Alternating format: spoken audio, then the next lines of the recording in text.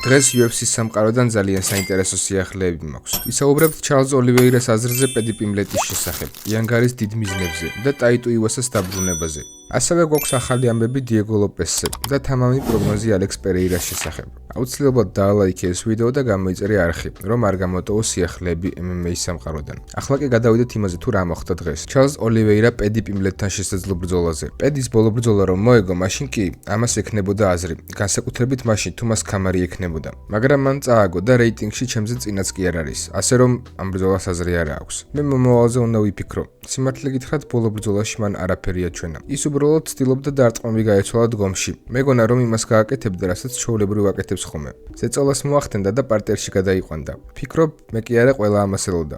ხო, ჩარლზ, მეც ამას ველოდი და ყველანი ამას ველოდით. სიმართლე რომ გითხრათ, არც კი ვიცი. მაიკლ ჩენდლერი იყო ასეთი ცუდი? თუ ჯასტინ გეიჯი იყო ძალიან ძლიერი? თუ პედი პიმბლეტი მართლაც ძალიან გადაფასებულია. დარწმუნებული არ ვარ, მაგრამ მახსოვს ჯარედ გორდონის წინააღმდეგ მსაჯებმა როგორ შეაფასეს ბრძოლა. პედიმ ისეთი ბრძოლა მოიგო, რომელიც აშკარად წააგო. მაშინ გამიჩნდა ძალიან ბევრი კითხვის ნიშანი. მოკლედ ძალიან უცნაურია. იან მაჩადო გარი ისლამ მახაჩევის შესახებ საუბრობს. ისლამ მახაჩევი ახლა დედამიწაზე ერთ-ერთი უდიდესი მებრძოლია. Pound for pound-ში საუკეთესო. პირველი ნომერი. მსოფლიო ჩემპიონი ორ წონაში. ასევე სამბოსა და ევროპის ყოფილი ჩემპიონი. ის აბსოლუტურად წარმოუდგენელია იმ ყველაფერში, რასაც აკეთებს. ამჟამად პლანეტის ერთ-ერთი ყველაზე სახიფათო ადამიანია. როდესაც ისლამს დაამარცხებ, ეს ყველაფერი შეცვლის. იმას თუ რას ფიქრობს მსოფლიო შენზე. მე კი ამას გავაკეთებ. გახსოვთ კარლოს პრატესმა იანგარი რომ პარტერში თითქმის დააფინიშა? ჩემი აზრით არ არსებობს ისეთი პარალელური სამყაროც კი, სადაც იანგარი ამარცხებს ისლამ მახაჩევს. ტაი ბემ ტუივასას დაბრუნება. ტაი ტუივასა UFC 325-ზე ზედიზედ 5 მარცხის შემდეგ ბრუნდება. მისი ბოლო გამარჯვება 2022 წელს დერიკ ლუისის წინააღმდეგ იყო. წელიწადნახევრიანი პაუზის შემდეგ ტუივასა ამ შაბათს დაბრუნდება, რათა დაუპირისპირდეს რეიტინგის მე-15 ნომერს, ტალისონ ტეშეირას. შენი აზრით მოახერხებს წაგების სერიის შეწყვეტას? ძალიან ბევრი პროფესიონალი მიიჩნევს, რომ მან ზედმეტად დიდი ზიანი მიიღო UFC-ში მარცხების დროს და გამარჯვებების დროსაც კი.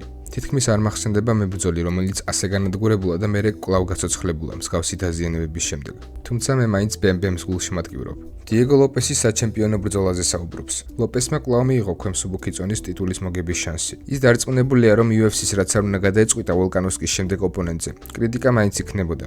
ქამარზე ბრძოლაზე უარს არავინ იტყოდა. ხალხი ყოველთვის აკრიტიკებს UFC-ს ნებისმიერ გადაწყვეტილებას. UFC-ს საჩემპიონო ბრძოლა მოხსარ ევლოევისთვის რომ შეეთავაზებინა, ვიღაცა იტყოდა, რომ მას 1 წელია არ უჩხუბიაო.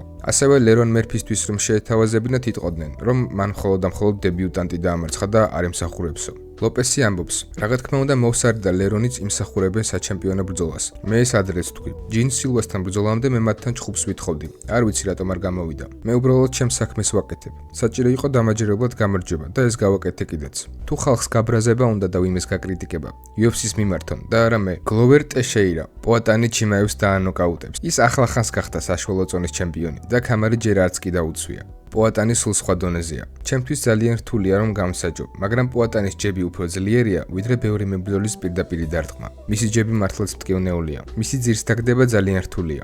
და მაშინაც კი, თუ ეს მოხდება, მისი დაცვა პარტერში უმაღლეს დონეზეა. პოატანი ჩიმაევს მაქსიმუმ მესამე რაუნდში ნოკაუტში ჩააგდებს. განაცხადა გლოვერ ტეშეირამ შერდოგთან ინტერვიუში. დღეისათვის სულ ეს იყო. რას ფიქრობ ამ სიახლეებზე?